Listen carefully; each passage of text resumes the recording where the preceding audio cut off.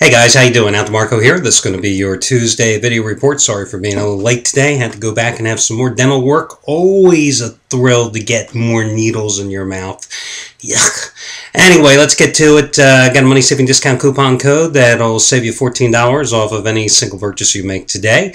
And also a free pick coming up on the Sacramento-Utah game as well. Let's start off quickly by talking about who's hot and who's not. First of all, Matt Rivers. You may recall on Sunday I talked about Matt having his highest rated play, a rare 500,000 star release. It was the Indiana Hoosiers, a 2-point road dog winning by 19 at Minnesota. Why the hell the Hoosiers? When I had them laying 9.5 points again home against Minnesota a month and a half ago, couldn't deliver. What can I say? But they certainly delivered for Matt. Well, tonight he's got to play just as strong. Another 500,000 star bomb, as he likes to call it. 500,000 star winner number 7 out of 10. No, I'm sorry. Number 8 out of 11 now. Number 8 out of 11 going tonight. It's in the NBA. It's a road team he thinks is going to get the winning cover this evening. And again, just as strong as his winner on the Indiana Hoosiers on Sunday, and twice as strong as Saturday's 250,000 star winner when he had Iowa State, a road dog, winning outright at Kansas State. So that's what Matt has going for him this evening. Craig Davis looking for winning day number 5 out of 7 tonight. 50-dime winner number 2 in a row.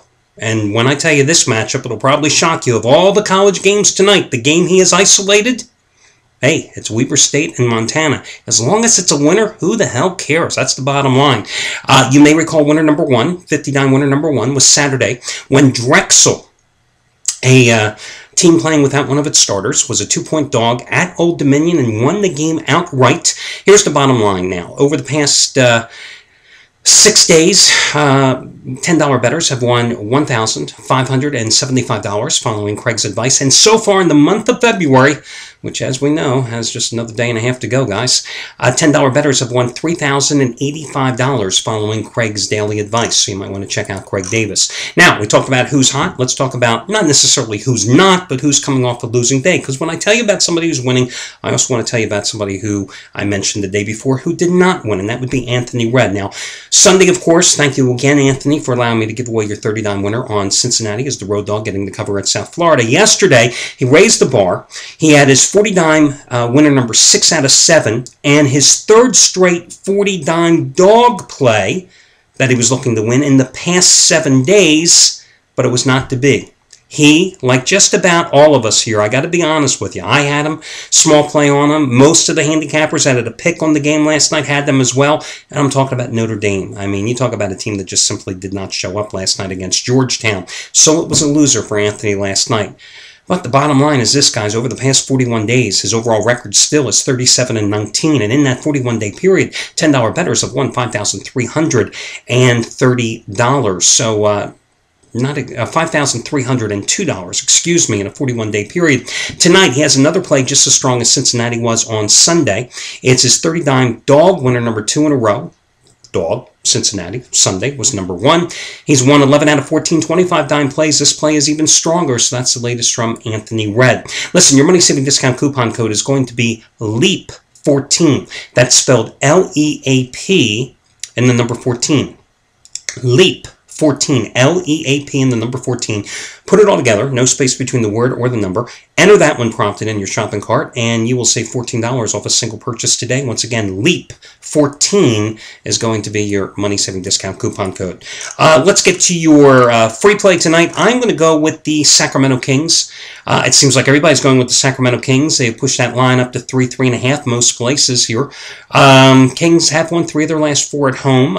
They're playing the Utah Jazz this evening. Now, they lost at Utah as a 9-point dog January 28th, needing a furious fourth-quarter comeback to cut their deficit and get the backdoor cover in a 96-93 loss.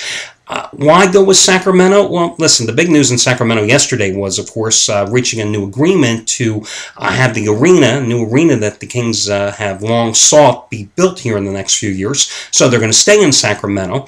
But more importantly, you know, this Utah Jazz team has fallen apart here after a strong start. Ty Corbin's team has lost 10 of its last 13, including 3 in a row. It's lost 8 of its last 9 on the road. Meanwhile, Sacramento has covered 11 of its last 14. And I'll tell you what, you know, the coaching coaching move, getting rid of Paul Westphal, who many said could not relate to today's younger players. And let's face it, the Kings are a young team.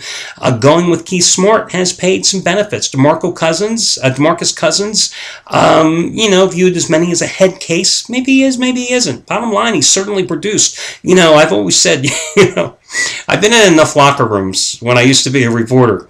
And, everybody whispers. And, it's an amazing thing how people are head cases unless they're talented. If you have talent, well, anybody can put up with your idiosyncrasies, and anybody can put up with you being a head case. And the bottom line is DeMarcus Cousins in the month of February so far has averaged 19 points and 12 rebounds. It's remarkable how much you're not a malcontent when you average 19 points and 12 rebounds.